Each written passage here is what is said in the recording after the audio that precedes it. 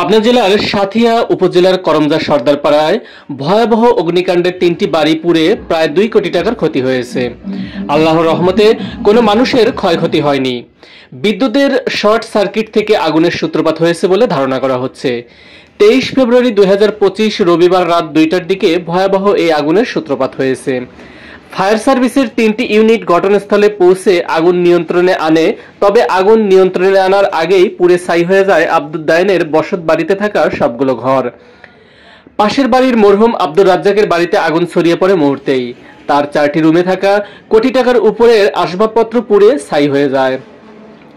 অপর পাশে থাকা ফিরোজের ঘরেরও সব আসবাবপত্র পুড়ে ছাই হয়ে যায়।